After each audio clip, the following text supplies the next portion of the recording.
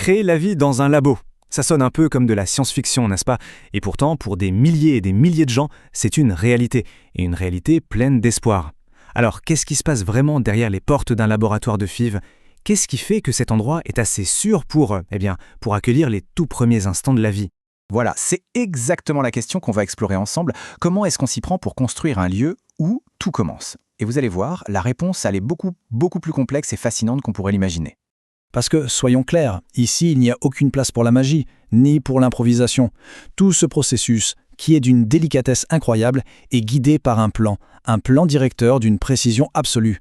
On part de normes internationales qui vraiment ne laissent rien, mais alors rien du tout au hasard. Et qui est derrière ce fameux plan directeur? Eh bien, c'est une organisation qui s'appelle l'ESRH. C'est la Société européenne de reproduction humaine et d'embryologie. On peut dire que c'est un peu le chef d'orchestre. C'est elle qui établit la norme d'excellence au niveau mondial. Et son rôle, c'est de s'assurer que chaque labo fonctionne avec le plus haut niveau de qualité et de sécurité possible. Alors, pour bien comprendre comment tout ça fonctionne, on va se concentrer sur 3 piliers. 3 piliers fondamentaux.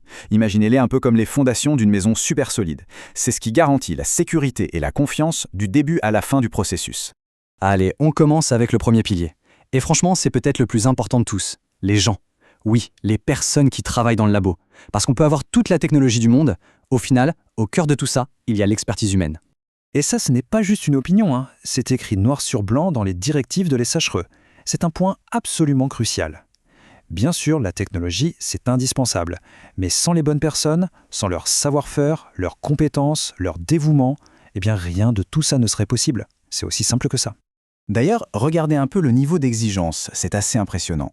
Pour être directeur de labo, il faut un diplôme universitaire supérieur, un MD, un master ou un PhD. Pour être superviseur, une licence en sciences biomédicales. Ce n'est que le point de départ. Ce qu'il faut retenir, c'est que chaque poste clé est occupé par de vrais experts, des gens qui ont des années et des années de formation derrière eux. 6 ans. Plus de 6 ans même. C'est le minimum d'expérience pratique exigé pour pouvoir diriger un laboratoire. Pensez-y une seconde. Ce n'est pas juste un chiffre sur un CV, ça représente un niveau d'expertise. Et honnêtement, c'est ça qui est vraiment rassurant. Bon, on a vu les gens, passons maintenant au deuxième pilier, l'environnement, l'espace physique du laboratoire. Parce que pour que les embryons puissent se développer dans les meilleures conditions possibles, le labo doit être un véritable sanctuaire, un cocon où tout est contrôlé à la perfection. Prenons l'air par exemple, l'air qu'on respire dans le labo. Il est constamment purifié. On a des filtres super performants, les filtres HEPA, et des systèmes qui contrôlent ce qu'on appelle les composés organiques volatiles, les COV. En plus, l'air est en pression positive. Ça veut dire qu'il pousse vers l'extérieur pour que rien de contaminé ne puisse rentrer. Pour donner une idée, c'est un air qui est plus pur que celui d'un bloc opératoire, carrément. Mais attention, ça ne s'arrête pas à la qualité de l'air. Absolument chaque détail du labo est pensé pour la sécurité, l'accès est super contrôlé, les matériaux de construction sont choisis pour ne dégager aucune substance toxique, l'organisation de l'espace est conçue pour minimiser le moindre risque. Et comme si ça ne suffisait pas, on ajoute par-dessus tout ça plusieurs couches de sécurité technologique. Première chose, une alimentation de secours. S'il y a une coupure de courant, tout bascule instantanément sans aucune interruption. Deuxième chose, la surveillance en continu. On parle de 24 heures sur 24, 7 jours sur 7. Chaque équipement important est monitoré en permanence. Et enfin, troisième chose, des systèmes d'alarme ultra sensibles qui se déclenchent à la moindre, mais vraiment la moindre anomalie. L'idée, c'est simple. Le risque zéro n'existe pas, bien sûr, mais on fait tout pour s'en approcher le plus possible. Voilà pour l'environnement. Troisième et dernier pilier, le processus. La façon de faire, les procédures. Quand on manipule quelque chose d'aussi précieux que des cellules humaines, il faut un système qui soit infaillible, pour être absolument certain qu'il n'y aura jamais, au grand jamais, d'erreur ou de confusion. Pour comprendre, imaginez une sorte de GPS biologique. C'est la meilleure image. C'est ça, un système de traçabilité.